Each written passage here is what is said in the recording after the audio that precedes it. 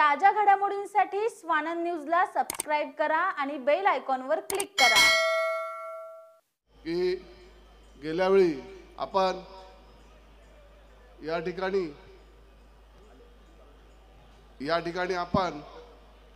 ठिकाणी सुषमाताई अंधारे यांचं आगमन झालेलं आहे, तर यांचं हार्दिक स्वागत या ठिकाणी आपण करतोय।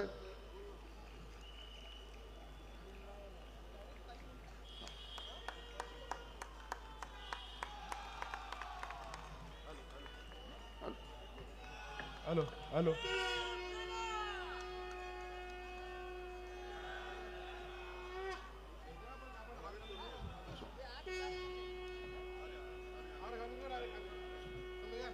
कार्यक्रमाची सुरुवात या ठिकाणी सर्व महापुरुष यांच्या पूजनाने होईल।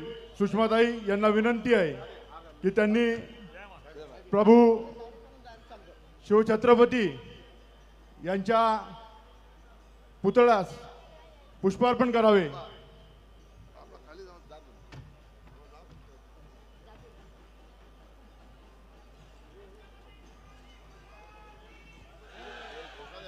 छत्रपती शिवाजी महाराज की जय भवानी।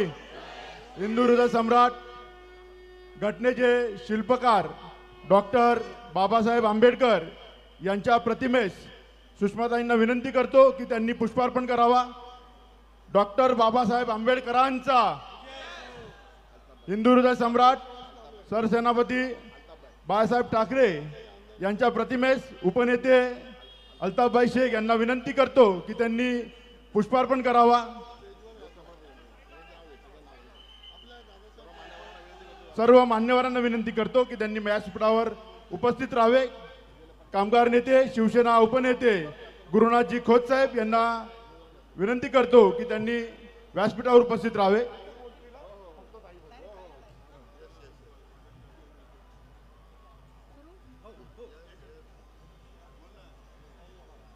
शिवसेना उपनेत्या सुषमाताई अंधारे यांचं स्वागत महाविकास आघाडीचे उमेदवार धनंजयजी बोडारे साहेब यांना विनंती करतो की त्यांनी ताईंचं शाल व बुके देऊन स्वागत करावं। या ठिकाणी स्थानिक नगरसेवक कल्याण जिल्हाध्यक्ष काँग्रेस पार्टी सचिनजी पोटे साहेब यांचं देखील या ठिकाणी आगमन झालेलं आहे।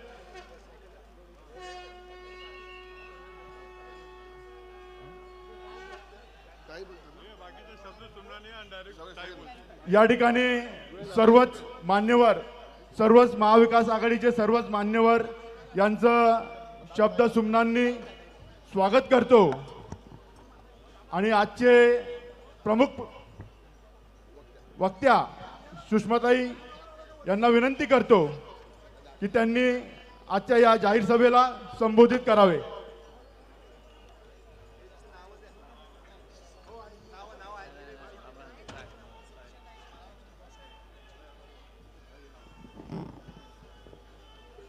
सन्माननीय विचारमंचाच्या समोरील आपण सर्व सन्माननीय परिवर्तनाच्या लढ्यात ज्या ज्या महामानवांनी योगदान दिलं त्या सर्व महामानवांना महानायकांना विनम्र अभिवादन करत, ज्यांच्यामुळे आम्ही मोकळा श्वास घेऊ शकतो आणि जे आपल्या घर संसारावर तुळशीपत्र ठेवून या देशाच्या सीमा राखत आहेत आणि कित्येकांनी या देशासाठी आपल्या जीवाची आहुती दिली, अशा तमाम वीर जवानांना, त्यांच्या वीर मातांना, वीर पत्नींना विनम्र अभिवादन करत या मंचावर उपस्थित कल्याण लोकसभा संपर्क प्रमुख गुरुनाथजी खोत, उपनेते सन्माननीय अल्ताफभाई शेख, जिल्हा प्रमुख आणि महाविकास आघाडीचे अधिकृत उमेदवार सन्माननीय धनंजयजी बोडारे, राष्ट्रवादी काँग्रेस पार्टीचे सरचिटणीस प्रकाश करेजी, काँग्रेसचे जिल्हा प्रमुख सचिन पोटेजी,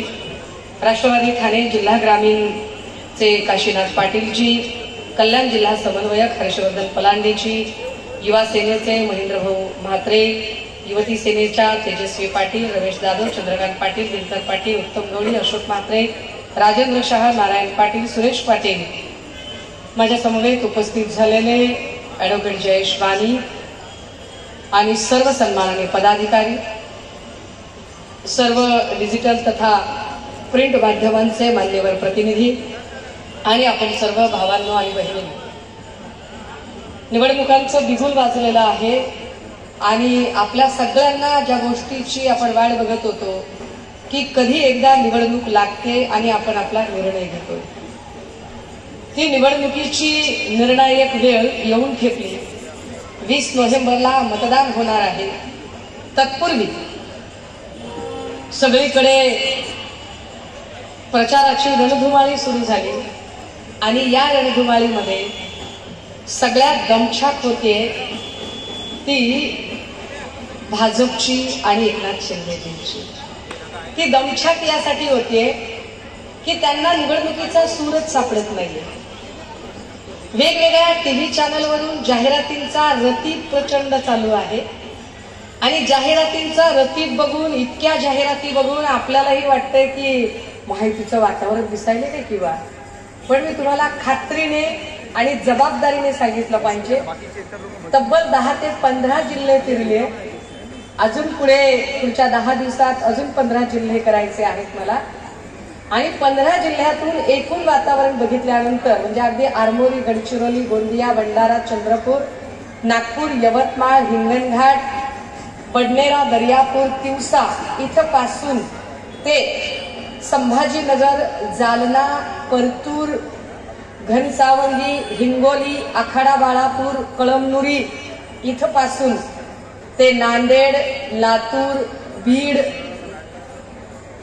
पाथर्डी, शेवगाव, बाभळेश्वर, अगदी सुजय विखेंच्या मतदारसंघात सुद्धा, या सगळ्या मतदारसंघातली स्थिती मी तुम्हाला जबाबदारीने सांगितली पाहिजे की सगळीकडे महाविकास आघाडीचं चित्र हे प्रचंड आघाडीवर दिसतंय.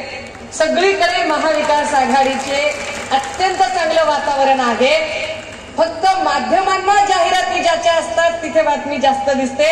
त्यामुळे माध्यमांवर सध्या गद्दारी करून खोक्यांनी मिळवलेला जो पैसा आहे त्या पैशाच्या जीवावर ते जाहिराती जास्त करू शकतात. मात्र लोकांचा एकूण कल बघितला तर लोक मात्र महाविकास आघाडीला कौल देण्याच्या मानसिकतेत राज्यभरात दिसत आहेत.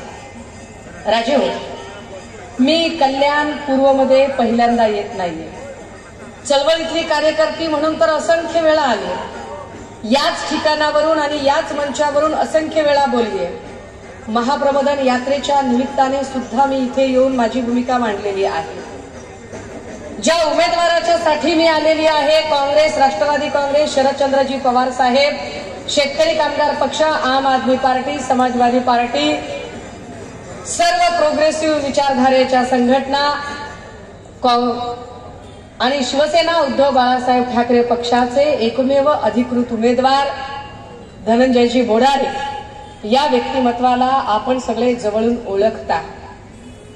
जो उमेदवार तुमच्या समोर आहे तो उमेदवार एसीत बसून निर्णय नुसता ऐकवणारा नाही, तर हा उमेदवार तुमच्या सोबत तुमच्या खांद्याला खांदा लावून फील्डमध्ये उतरून काम करणारा उमेदवार आहे.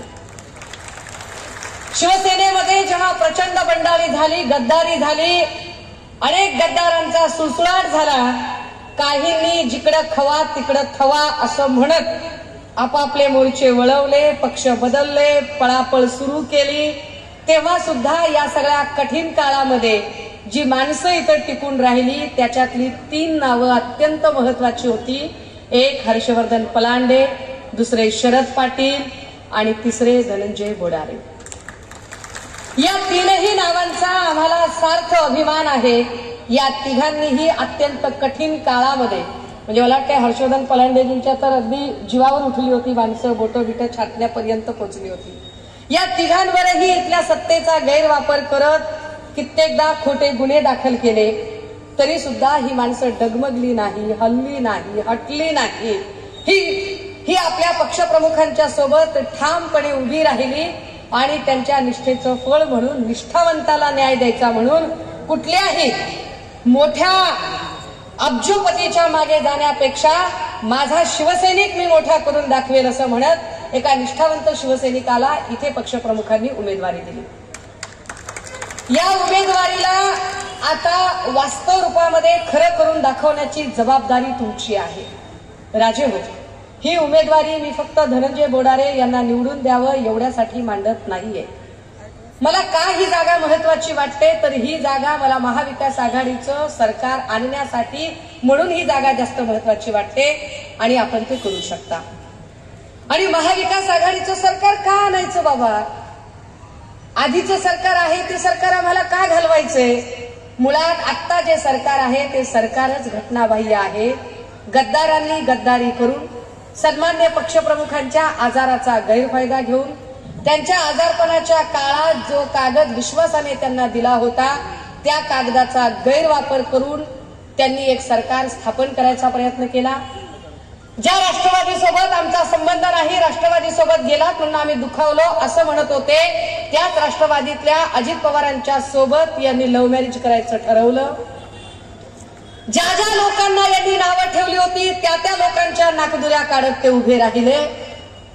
त्यामुळे आपल्याला का 20 तारखेला मशालीचं बटन दाबायचंय तर त्याचं क्रमांक 1चं कारण की महाराष्ट्र गद्दारांना कधीही माफ करत नाही हे सांगायचं असेल तर 20 तारखेला मशालीचं बटन दाबावं लागेल.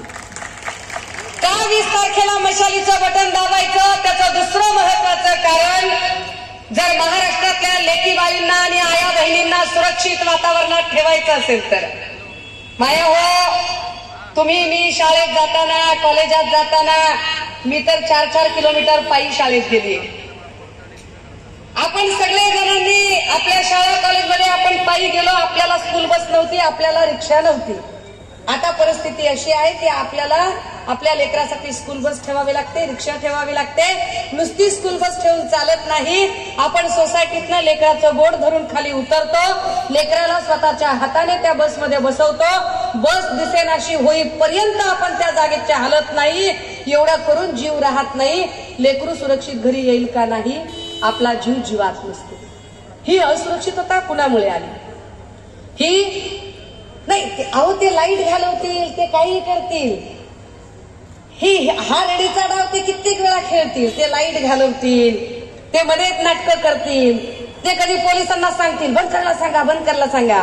पोलीसही बिचारे हातबल काय करतील ते तरी. त्यांची ही अडचण आहे. मी येईल त्यांच्याकडे थोडं टप्प्याटप्प्याने, सेकंड गिअर मध्ये येते. राजे हो, या सगळ्यांच्या मध्ये लेकरांच्यासाठी इतका असुरक्षित काळ कधीच नव्हता जेवढा काळ आता आहे.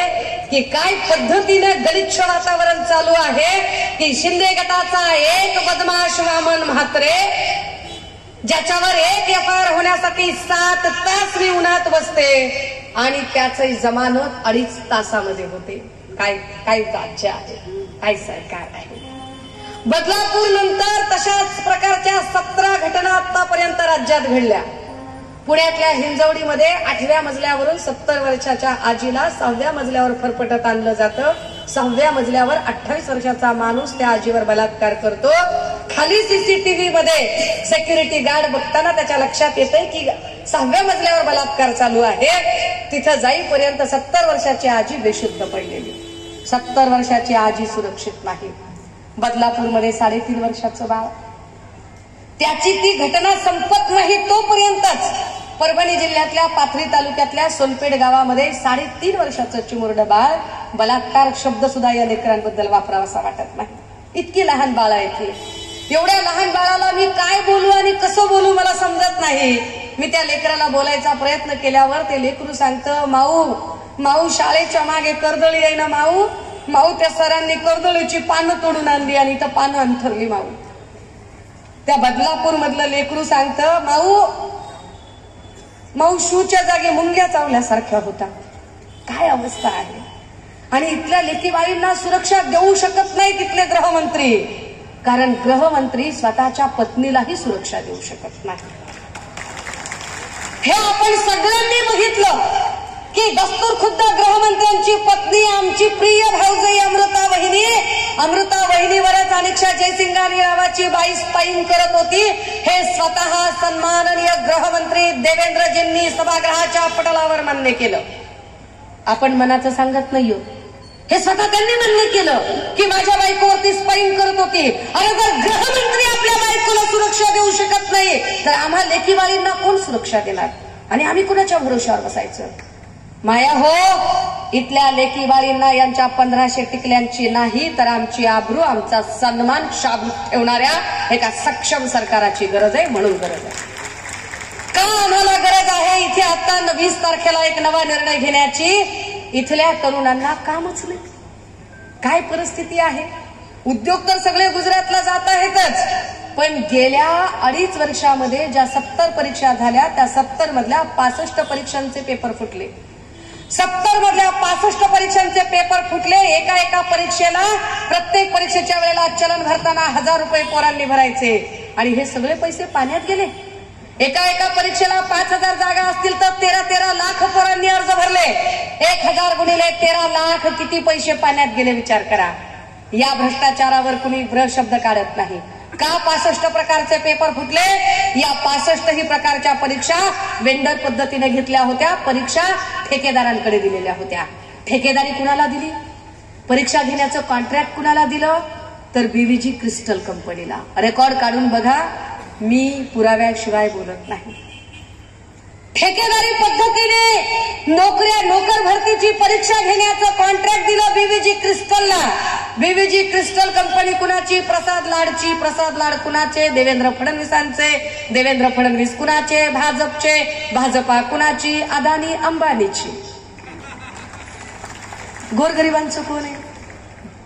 इथल्या सामान्यांचं कोण आहे? इथल्या गोरगरिबांचा आणि सामान्यांचा कोरोना काळात सुद्धा विचार करणारा एक माणूस होता. नाव होतं उद्धव बाळासाहेब ठाकरे. म्हणून गरज आहे त्या देव माणसाच्या पाठीशी उभं राहण्याची.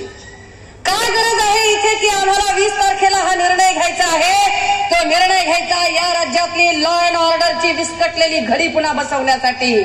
काय लॉ अँड ऑर्डर राज्यात शिल्लक आहे? काय कायदा सुव्यवस्थेचा धाक शिल्लक आहे? दादा हो, एक काळ होता की कुणी कुणाचा काटा काढायचा असेल, खून करायचा असेल, रात्रीच्या अंधारात कुठेतरी सुपारी देत असतील, निर्जन ठिकाणी मारून टाकत असतील. पण काय एकनाथ शिंदेंनी काय दिवस दाखवले आम्हाला? देवेंद्र फडणवीसांनी काय दिवस दाखवले आम्हाला? निर्जन ठिकाणी मारामारी होत नाही. फेसबुक लाईव्ह करून गोळ्या घातल्या जातात. वाय दर्जाची सुरक्षा असणाऱ्या बाबा सिद्दीकीला गजबजलेल्या परिसरामध्ये ठोकलं जातं. वाय दर्जाची सुरक्षा असणाऱ्या माणसाची हत्या होत असेल तर तुमच्या माझ्या सारख्या सर्वसामान्य माणसाच्या जीवाचं काय? आणि पोलिसांचा धाक कसला? ही सगळी पोलिस इकडे आता जी इथं प्रोटेक्शनला थांबलीत, इकडे थांबलीत. हे सगळे पोलीस जे आता इथं बंदोबस्ताला दिसत आहेत, तुम्हाला वाटतंय हे खरंच बंदोबस्ताला आहेत? माफ करा पण मला अजिबात वाटत नाही. हे बंदोबस्ताला असण्यापेक्षा सुषमा अंधारे कुठं चुकते, चुकल्यावर आम्हाला कशी हातकडी घालता येते हे वाट बघण्यासाठी बसलेले आहेत. परिवर्तनाच्या लढ्यात ज्या ज्या महामानवांनी योगदान दिलं त्या सर्व महामानवांना, महानायिकांना विनम्र अभिवादन करत, ज्यांच्यामुळे आम्ही मोकळा श्वास घेऊ शकतो आणि जे आपल्या घरसंसारावर तुळशीपत्र ठेवून या देशाच्या सीमा राखत आहेत आणि कित्येकांनी या देशासाठी आपल्या जीवाची आहुती दिली, अशा तमाम वीर जवानांना, त्यांच्या वीर मातांना, वीर पत्नींना विनम्र अभिवादन करत या मंचावर उपस्थित कल्याण लोकसभा संपर्क प्रमुख गुरुनाथजी खोत, उपनेते सन्माननीय अल्ताफभाई शेख, जिल्हा प्रमुख आणि महाविकास आघाडीचे अधिकृत उमेदवार सन्माननीय धनंजयजी बोडारे, राष्ट्रवादी काँग्रेस पार्टीचे सरचिटणीस प्रकाश तरेजी, काँग्रेसचे जिल्हा प्रमुख सचिन पोटेजी, राष्ट्रवादी ठाणे जिल्हा ग्रामीणचे काशीनाथ पाटीलजी, कल्याण जिल्हा समन्वयक हर्षवर्धन पलांडेजी, युवा सेनेचे महेंद्रभाऊ म्हात्रे, युवती सेनेच्या तेजस्वी पाटील, रमेश जाधव, चंद्रकांत पाटील, दिनकर पाटील, उत्तम गवळी, अशोक म्हात्रे, राजेंद्र शाह, नारायण पाटील, सुरेश पाटील, माझ्या समवेत उपस्थित झालेले ॲडव्होकेट जयेश वाणी आणि सर्व सन्माननीय पदाधिकारी, सर्व डिजिटल तथा प्रिंट माध्यमांचे मान्यवर प्रतिनिधी आणि आपण सर्व भावांनो आणि बहिणींनो, निवडणुकांचं बिगुल वाजलेलं आहे आणि आपल्या सगळ्यांना ज्या गोष्टीची आपण वाट बघत होतो की कधी एकदा निवडणूक लागते आणि आपण आपला निर्णय घेतोय। ती निवडणुकीची निर्णायक वेळ येऊन ठेपली। 20 नोव्हेंबरला मतदान होणार आहे। तत्पूर्वी सगळीकडे प्रचाराची रणधुमाळी सुरू झाली आणि या रणधुमाळीमध्ये सगळ्यात दमछाक होते ती भाजपची आणि एकनाथ शिंदेजींची। ती दमछाक यासाठी होते की त्यांना निवडणुकीचा सूरच सापडत नाहीये। वेगवेगळ्या टीव्ही चॅनलवरून जाहिरातींचा रतीब प्रचंड चालू आहे आणि जाहिरातींचा रतीब बघून, इतक्या जाहिराती बघून आपल्यालाही वाटतंय की माहितीचं वातावरण दिसायले काय किंवा, पण मी तुम्हाला खात्रीने आणि जबाबदारीने सांगितलं पाहिजे, तब्बल 10 ते 15 जिल्हे फिरले। अजून पुढच्या 10 दिवसात अजून 15 जिल्हे करायचे आहेत मला आणि 15 जिल्ह्यातून एकूण वातावरण बघितल्यानंतर म्हणजे अगदी आरमोरी, गडचिरोली, गोंदिया, भंडारा, चंद्रपूर, नागपूर, यवतमाळ, हिंगणघाट, बडनेरा, दर्यापूर, तिवसा इथपासून ते संभाजीनगर, जालना, परतूर, घनसावंगी, हिंगोली, आखाडा बाळापूर, कळमनुरी इथपासून ते नांदेड, लातूर, बीड, पाथर्डी, शेवगाव, बाभळेश्वर, अगदी सुजय विखेंच्या मतदारसंघात सुद्धा, या सगळ्या मतदारसंघातली स्थिती मी तुम्हाला जबाबदारीने सांगितली पाहिजे की सगळीकडे महाविकास आघाडीचं चित्र हे प्रचंड आघाडीवर दिसतंय। सगळीकडे महाविकास आघाडीचे अत्यंत चांगलं वातावरण आहे। फक्त माध्यमांना जाहिराती ज्याच्या असतात तिथे बातमी जास्त दिसते, त्यामुळे माध्यमांवर सध्या गद्दारी करून खोक्यांनी मिळवलेला जो पैसा आहे त्या पैशाच्या जीवावर ते जाहिराती जास्त करू शकतात। मात्र लोकांचा एकूण कल बघितला तर लोक मात्र महाविकास आघाडीला कौल देण्याच्या मानसिकतेत राज्यभरात दिसत आहेत। राजे हो, मी कल्याण पूर्वमध्ये पहिल्यांदा येत नाहीये। चळवळीतली कार्यकर्ती म्हणून तर असंख्य वेळा आली, याच ठिकाणावरून आणि याच मंचावरून असंख्य वेळा बोलली आहे। महाप्रबोधन यात्रेच्या निमित्ताने सुद्धा मी इथे येऊन माझी भूमिका मांडलेली आहे। ज्या उमेदवाराच्या साठी मी आलेली आहे, काँग्रेस, राष्ट्रवादी काँग्रेस, शरदचंद्रजी पवार साहेब, शेतकरी कामगार पक्ष, आम आदमी पार्टी, समाजवादी पार्टी, सर्व प्रोग्रेसिव्ह विचारधारेच्या संघटना आणि शिवसेना उद्धव बाळासाहेब ठाकरे पक्षाचे एकमेव अधिकृत उमेदवार धनंजयजी बोडारे या व्यक्तिमत्वाला आपण सगळे जवळून ओळखता। जो उमेदवार तुमच्या समोर आहे तो उमेदवार एसीत बसून निर्णय नुसता ऐकवणारा नाही, तर हा उमेदवार तुमच्या सोबत तुमच्या खांद्याला खांदा लावून फील्डमध्ये उतरून काम करणारा उमेदवार आहे। शिवसेनेमध्ये जेव्हा प्रचंड बंडाळी झाली, गद्दारी झाली, अनेक गद्दारांचा सुळसुळाट झाला, काहींनी जिकडं खवा तिकडं थवा असं म्हणत आपापले मोर्चे वळवले, पक्ष बदलले, पळापळ सुरू केली, तेव्हा सुद्धा या सगळ्या कठीण काळामध्ये जी माणसं इथं टिकून राहिली त्याच्यातली 3 नावं अत्यंत महत्त्वाची होती। एक हर्षवर्धन पलांडे, दुसरे शरद पाटील आणि तिसरे धनंजय बोडारे। या 3ही नावांचा आम्हाला साथ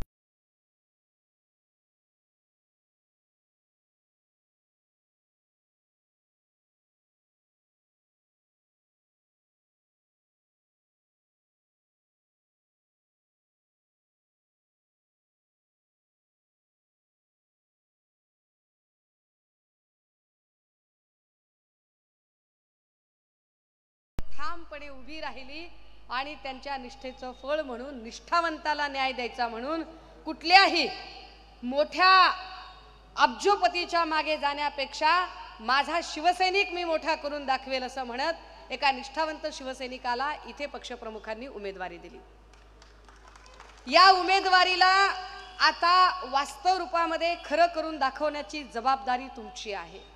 राजे हो, ही उमेदवारी मी फक्त धनंजय बोडारे यांना निवडून द्यावं एवढ्यासाठी मांडत नाहीये।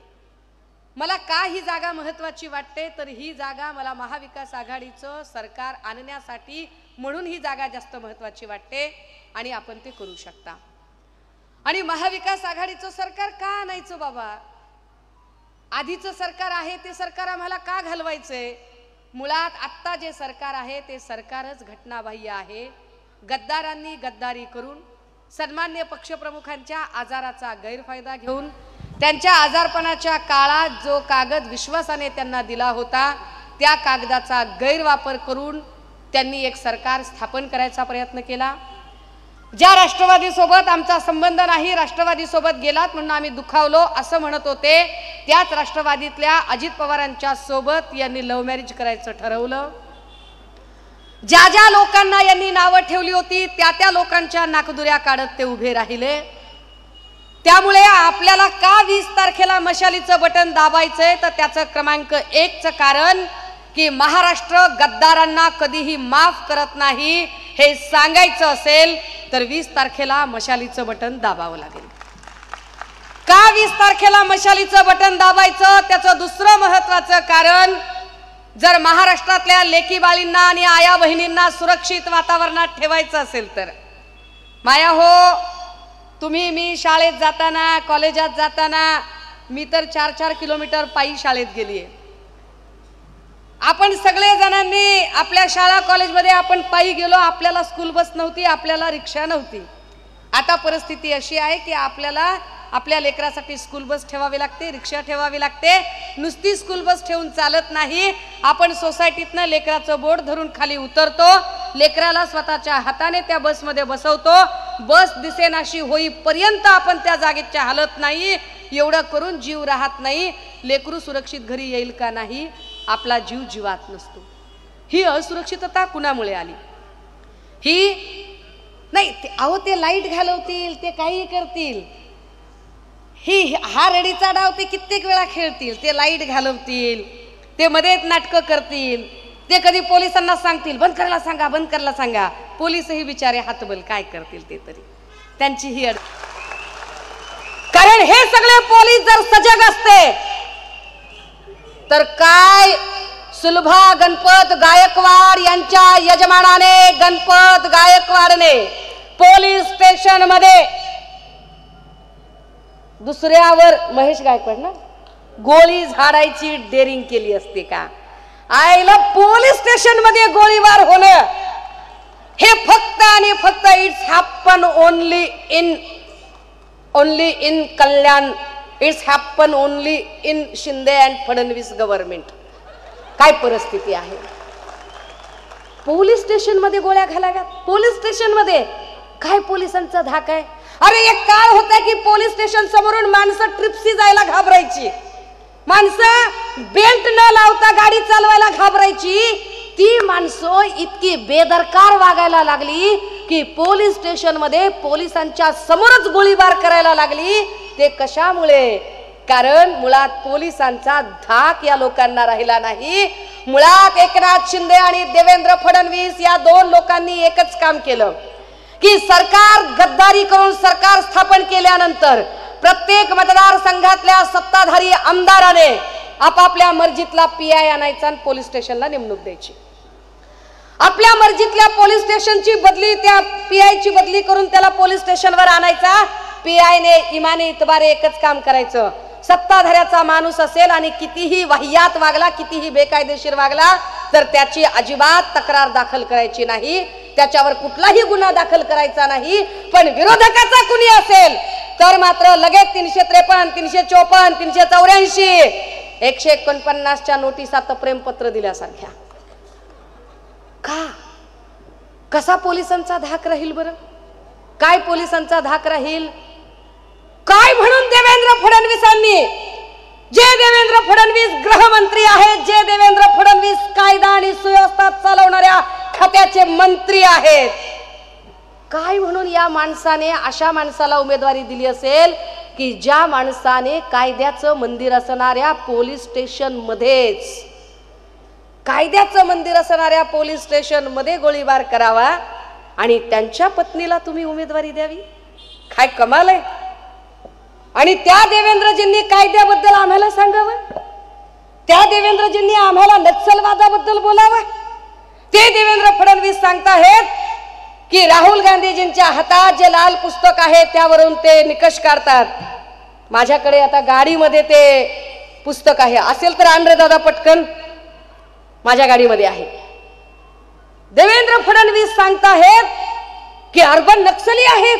लाल रंग हा अर्बन नक्सलवादाचा रंग आहे, शहरी नक्सली आहेत. कुठल्या लाल रंगाबद्दल बोलले ते? तो कोणता लाल रंग होता? या देशाची इंडियन कॉन्स्टिट्यूशनची जी ओरिजिनल कॉपी आहे, जी मूळ प्रत आहे, ज्या मूळ प्रतीच्या कव्हरचा रंग लाल आहे, त्या कव्हरला तुम्ही नक्सली कव्हर म्हणता? ती प्रत ज्याच्या हातात आहे त्याला तुम्ही अर्बन नक्सली ठरवता? देवेंद्रजी, भारतीय संविधानावर चालणे याला जर तुम्ही अर्बन नक्सलवादी म्हणत असाल तर होय, आम्ही नक्सलवादी आहोत. बाबासाहेबांवर प्रेम करणे म्हणजे नक्सलवाद असेल तर होय, आम्ही नक्सलवादी आहोत.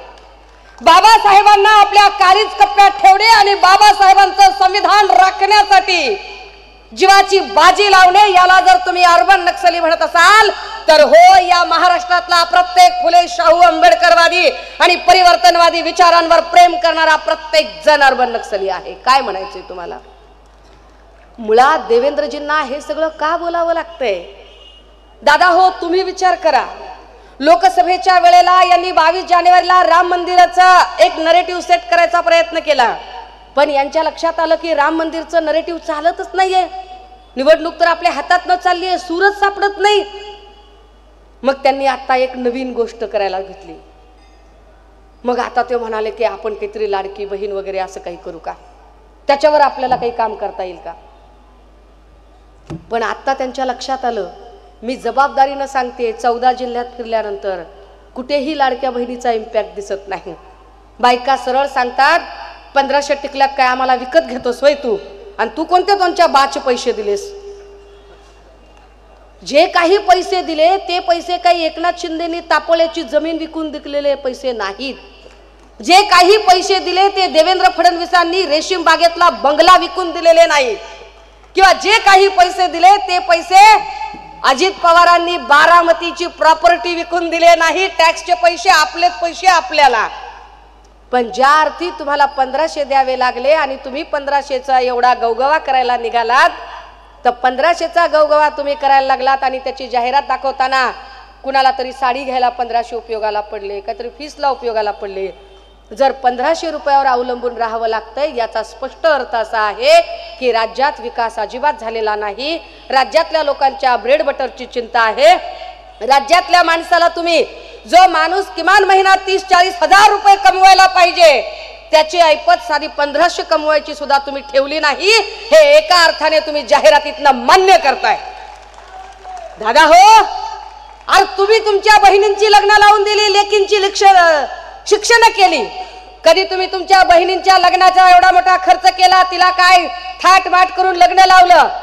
काय तिच्या लग्न मंडपाच्या स्वागतदाराला तुम्ही कधी बॅनर लावला होता का? लाडक्या बहिणीच्या लग्नात 10 लाख खर्च केले म्हणून नाही केलं तुम्ही. तुम्ही कधी बहिणीच्या लेकराला कधी 5-10 हजाराचा ड्रेस घेतला, बस स्टँडला येऊन बॅनर लावला का? लाडक्या बहिणीला 10,000 रुपये देऊन आलो? नाही केलं. तुम्हाला बहिणीच्या नात्याचा आब कळतो, मर्यादा कळते, मान सन्मान कळतो. तुम्हाला बहिणीची टिंगल उडवायची तुम्ही करत नाही. तुम्ही बहिणीचा सन्मान करता, पण हे बहिणीच्या नात्याची टिंगल उडवणारे लोक जाहिरात करायला लागले. आणि आम्ही राज्यभर सांगितलं की जाहिरात कुणाची असते. तुम्ही नेटफ्लिक्स बघता, अमेझॉन बघता, जाहिरात त्याच्यावर तुपाची येत नाही, दुधाची येत नाही, दह्याची येत नाही, काजू बदामची येत नाही, चांगल्या पुस्तकाची येत नाही, योगकर्माची येत नाही, आयुर्वेदाची येत नाही, पंचकर्माची येत नाही. जाहिरात कशाची येते? जंगली रमी पे आओ ना महाराज. जाहिरात कशाची येते? खूब जमेगा रंग जब मिल बैठेंगे 3 यार आप मैं और बैक पाइपर सोडा. जाहिरात कशाची असते? बोलो जुबा केसरी. जाहिरात वाईट गोष्टींची असते. शिंदे, फडणवीस, पवार जाहिराती करतात कारण ते वाईट विचारांचे लोक आहेत. ओरिजिनल माणसाला जाहिरात करायची गरज पडत नाही. उद्धव बाळासाहेब ठाकरे यांना जाहिरातीची गरज नाही. महाराष्ट्रातल्या प्रत्येकाला माहिती आहे की कोरोना काळात त्यांनी काय काम केलं आणि काय नाही. राजे हो, बीजेपीच्या भक्तुल्यांनी आणि 25 पैसे हिशोबाने मेसेज पास करणाऱ्यांनी सांगितलं की लाल रंगाच्या पुस्तकाला ते संविधान म्हणतायत, पण ते संविधान नव्हतं. हा बाबासाहेबांचा अपमान देवेंद्र फडणवीसांनी केला. माझ्या हातात जी प्रत आहे ही प्रत आहे भारतीय संविधानाची. ही प्रत भारतीय संविधानाची आहे, जी ओरिजिनल प्रत आहे, जी लाल रंगामध्ये आहे. या प्रतला मी उघडते. इंडियन कॉन्स्टिट्यूशन याचं प्रत्येक पान, याच्यातल्या प्रत्येक स्केड्यूल, चॅप्टर, आर्टिकल हे संविधान आहे. या देशामध्ये राहावे कसे, बोलावे कसे, शिक्षण कसे घ्यावे, नोकरी कशी मागावी, प्रमोशन कसं मागावं, घर कसं विकत घ्यावं, प्रमोशन कसं मागावं, जगावं कसं, मरावं कसं, पुरावं कसं, या प्रत्येक गोष्टीचा कायदा सांगणाऱ्या कायद्याचं हे पुस्तक आहे. देवेंद्रजी, तुम्ही लाल रंगाचं पुस्तक आणि त्याला नक्षलवादी म्हणत फक्त या पुस्तकाचा नाही, हा कायदा लिहिण्यासाठी ज्या विश्वरत्न डॉक्टर बाबासाहेब आंबेडकरांनी आणि रमाईनं पोटची लेकरं माती आड केली आणि उफ सुद्धा केलं नाही, त्या बाबासाहेबांचा सुद्धा तुम्ही अपमान केलाय.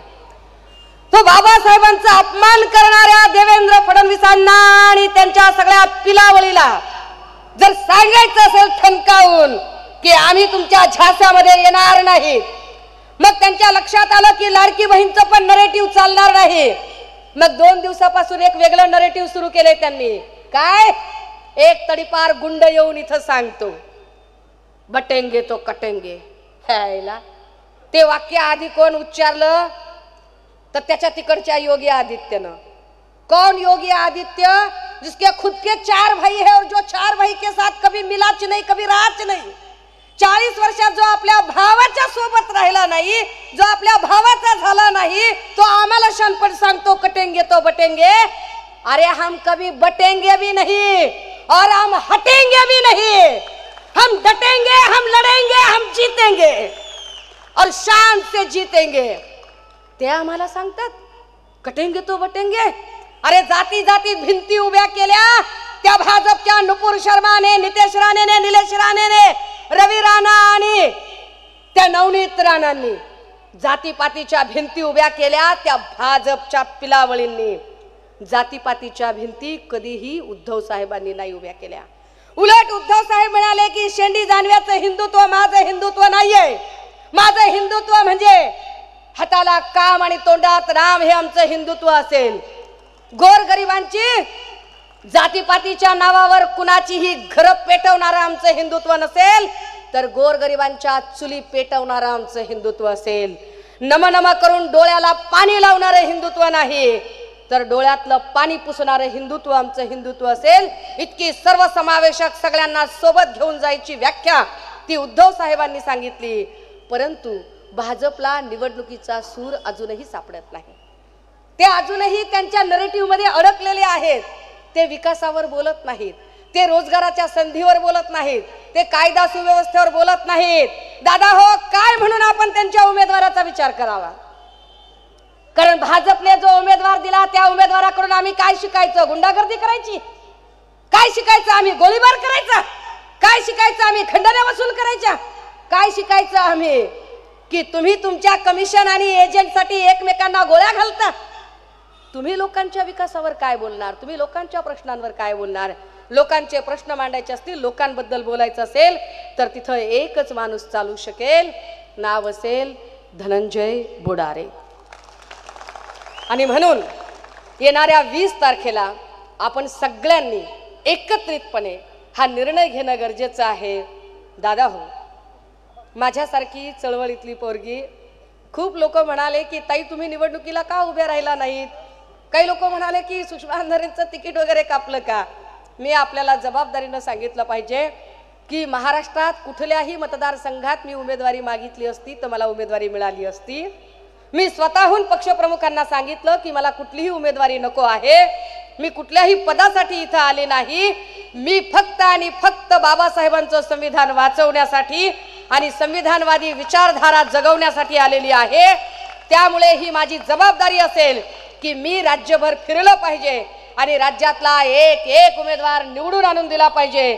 त्यामुळे धनंजय बोडारेंसारखे जे सर्वसामान्य शिवसैनिकांच्या पासून सुरू झालेले उमेदवार आहेत, अशा उमेदवारांना आम्ही पुढे आणलं पाहिजे. काही लोक म्हणाले की अहो एवढ्या मोठ्या हत्तीचं मस्तक असणारा, एवढे पैसे असणारा माणूस त्याच्या समोर बोडारे टिकतील का? त्यांच्याकडे धनशक्ती असेल तर आमच्याकडे जनशक्ती आहे, त्यांच्याकडे गद्दारी असेल तर आमच्याकडे खुद्दारी आहे. ते दीवार पिक्चर मधला डायलॉग आहे की नाही, मेरे पास बंगला है, मेरे पास गाड़ी है, मेरे पास सब कुछ है, तुम्हारे पास क्या है?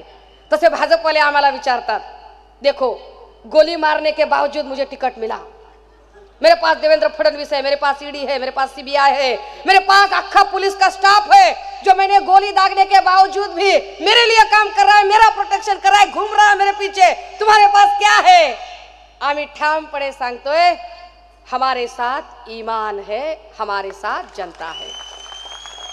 त्या सगळ्या मायबाप जनतेला दोन्ही हात तिसरं मस्तक जोडून एवढीच विनंती असेल, दादा हो, आम्ही खात्री देतो, आम्ही विश्वास देतो की हा विजयाचा शंखनाद 23 तारखेला घुमला पाहिजे, जागला पाहिजे. दादा किती नंबरचं बटन आपलं? 1 नंबरचा माणूस 2 नंबरचे धंदे करणाऱ्या लोकांच्या विरोधात उभा आहे. 1 नंबरचा माणूस 1 नंबरचं बटन दाबायचंय, डणक्यात बटन दाबायचं आणि 23 तारखेला तुमच्या सोबत याच मैदानावर विजयाचा गुलाल उधळायला मी सोबत असेल. थांबते पुनश्च एकदा, आपलं चिन्ह काय? आपलं चिन्ह काय? लढणार आणि भिडणार, महाराष्ट्रात फक्त मशाल पेटणार. थांबते, रजा घेते. जय हिंद, जय महाराष्ट्र. आज या ठिकाणी इंडिया महाविकास आघाडीचे उमेदवार धनंजयजी बोडारे साहेब यांच्या जाहीरनामा विनंती करतो सुषमाताई यांना की त्यांनी या जाहीरनाम्याचे अनावरण करावे.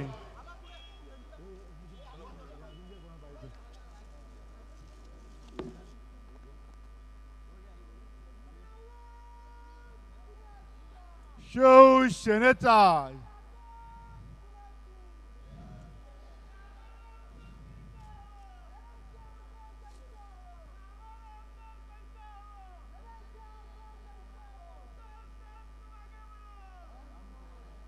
उद्धव साहेब आगे बढो. ही अडचण आहे, मी येईल त्यांच्याकडे थोडं टप्प्याटप्प्याने. सेकंड गिअर मध्ये येते. राजे हो, या सगळ्यांच्या मध्ये लेकरांच्या साठी इतका असुरक्षित काळ कधीच नव्हता जेवढा काळ आता आहे. की काय पद्धतीने गलिच्छ वातावरण चालू आहे की शिंदे गटाचा एक बदमाश वामन म्हात्रे, ज्याच्यावर एक FIR होण्यासाठी 7 तास मी उन्हात बसते आणि त्याची जमानत 2.5 तासामध्ये होते. काय राज्य आहे, काय सरकार आहे. बदलापूर नंतर तशाच प्रकारच्या 17 घटना आतापर्यंत राज्यात घडल्या. पुण्यातल्या हिंजवडीमध्ये 8व्या मजल्यावरून 70 वर्षाच्या आजीला 6व्या मजल्यावर फरफटत आणलं जातं. 6व्या मजल्यावर 28 वर्षाचा माणूस त्या आजीवर बलात्कार करतो. खाली CCTV मध्ये सिक्युरिटी गार्ड बघताना त्याच्या लक्षात येतंय की 6व्या मजल्यावर बलात्कार चालू आहे. तिथं जाईपर्यंत 70 वर्षाची आजी बेशुद्ध पडलेली. 70 वर्षाची आजी सुरक्षित नाही. बदलापूरमध्ये 3.5 वर्षाचं बाळ, त्याची ती घटना संपत नाही तोपर्यंतच परभणी जिल्ह्यातल्या पाथरी तालुक्यातल्या सोनपेठ गावामध्ये 3.5 वर्षाचं चिमुरडं बाळ, बलात्कार शब्द सुद्धा या लेकरांबद्दल वापरावासा वाटत नाही. इतकी लहान बाळ आहे ती. एवढ्या लहान बाळाला मी काय बोलू आणि कसं बोलू मला समजत नाही.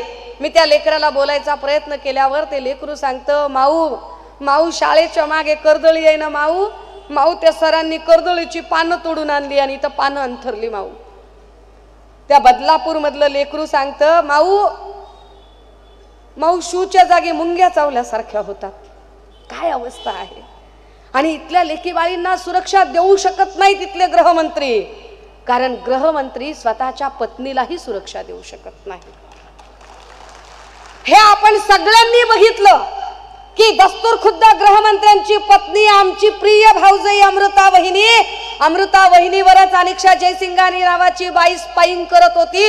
हे स्वतः सन्माननीय गृहमंत्री देवेंद्रजींनी सभागृहाच्या पटलावर मान्य केलं. आपण मनाचं सांगत नाही आहोत, हे स्वतः त्यांनी मान्य केलं की माझ्या बायकोवरती स्पाईंग करत होती. अरे जर गृहमंत्री आपल्या बायकोला सुरक्षा देऊ शकत नाही तर आम्हा लेकीबाळींना कोण सुरक्षा देणार आणि आम्ही कुणाच्या भरोश्यावर बसायचं. माया हो, इथल्या लेकी बाळींना यांच्या 1500 टिकल्यांची नाही तर आमची आबरू, आमचा सन्मान शाबूत ठेवणाऱ्या एका सक्षम सरकाराची गरज आहे. म्हणून गरज आहे का आम्हाला गरज आहे इथे आता 20 तारखेला एक नवा निर्णय घेण्याची. इथल्या तरुणांना कामच नाही. काय परिस्थिती आहे. उद्योग तर सगळे गुजरातला जात आहेतच, पण गेल्या 2.5 वर्षामध्ये ज्या 70 परीक्षा झाल्या त्या 70 मधल्या 65 परीक्षांचे पेपर फुटले. 70 मधल्या 65 परीक्षांचे पेपर फुटले. एका परीक्षेला प्रत्येक परीक्षेच्या वेळेला चलन भरताना 1000 रुपये पोरांनी भरायचे आणि हे सगळे पैसे पाण्यात गेले. एका परीक्षेला 5000 जागा असतील तर 13 लाख पोरांनी अर्ज भरले. 1000 गुणिले 13 लाख किती पैसे पाण्यात गेले विचार करा. या भ्रष्टाचारावर कुणी ब्र शब्द काढत नाही. का 65 प्रकारचे पेपर फुटले. या 65 प्रकारच्या परीक्षा वेंडर पद्धतीने घेतल्या होत्या. परीक्षा ठेकेदारांकडे दिलेल्या होत्या. ठेकेदारी कुणाला दिली. परीक्षा घेण्याचं कॉन्ट्रॅक्ट कुणाला दिलं तर BVG क्रिस्टल कंपनीला. रेकॉर्ड काढून बघा, मी पुराव्याशिवाय बोलत नाही. ठेकेदारी पद्धतीने नोकर भरतीची परीक्षा घेण्याचं कॉन्ट्रॅक्ट दिलं BVG क्रिस्टलला. BVG क्रिस्टल कंपनी कुणाची. प्रसाद लाडची. प्रसाद लाड कुणाचे. देवेंद्र फडणवीसांचे. देवेंद्र फडणवीस कुणाचे. भाजपचे. भाजपा कुणाची. अदानी अंबानीची. गोरगरिबांचं कोण आहे. इथल्या सामान्यांचं कोण आहे. इथल्या गोरगरिबांचा आणि सामान्यांचा कोरोना काळात सुद्धा विचार करणारा एक माणूस होता. नाव होतं उद्धव बाळासाहेब ठाकरे. म्हणून गरज आहे त्या देव माणसाच्या पाठीशी उभं राहण्याची. का गरज आहे इथे की आम्हाला 20 तारखेला हा निर्णय घ्यायचा आहे. तो निर्णय घ्यायचा या राज्यातली लॉ अँड ऑर्डरची विस्कटलेली घडी पुन्हा बसवण्यासाठी. काय लॉ अँड ऑर्डर राज्यात शिल्लक आहे. काय कायदा सुव्यवस्थेचा धाक शिल्लक आहे. अरे दादा हो, एक काळ होता की कुणी कुणाचा काट्या काढायचा असेल, खून करायचा असेल, रात्रीच्या अंधारात कुठेतरी सुपारी देत असतील, निर्जन ठिकाणी मारून टाकत असतील. पण काय एकनाथ शिंदेंनी काय दिवस दाखवले आम्हाला. देवेंद्र फडणवीसांनी काय दिवस दाखवले आम्हाला. निर्जन ठिकाणी मारामारी होत नाही. फेसबुक लाईव्ह करून गोळ्या घातल्या जातात. वाय दर्जाची सुरक्षा असणाऱ्या बाबा सिद्दकीला गजबजलेल्या परिसरामध्ये ठोकलं जातं. वाय दर्जाची सुरक्षा असणाऱ्या माणसाची हत्या होत असेल तर तुमच्या माझ्या सारख्या सर्वसामान्य माणसाच्या जीवाचं काय. आणि पोलिसांचा धाक कसला. ही सगळी पोलिस इकडं आता जी इथं प्रोटेक्शनला थांबलीत, इकडं थांबलीत, इकडं थांबलीत, इकडं थांबलीत. हे सगळे पोलीस जे आता इथं बंदोबस्ताला दिसत आहेत, तुम्हाला वाटतंय हे खरंच बंदोबस्ताला आहेत. माफ करा पण मला अजिबात वाटत नाही. हे बंदोबस्ताला असण्यापेक्षा सुषमा अंधारे कुठं चुकते, चुकल्यावर आम्हाला कशी हातकडी घालता येते हे वाट बघण्यासाठी बसलेले आहेत तिथं. ताज्या घडामोडींसाठी स्वानंद न्यूजला सबस्क्राईब करा आणि बेल आयकॉनवर क्लिक करा.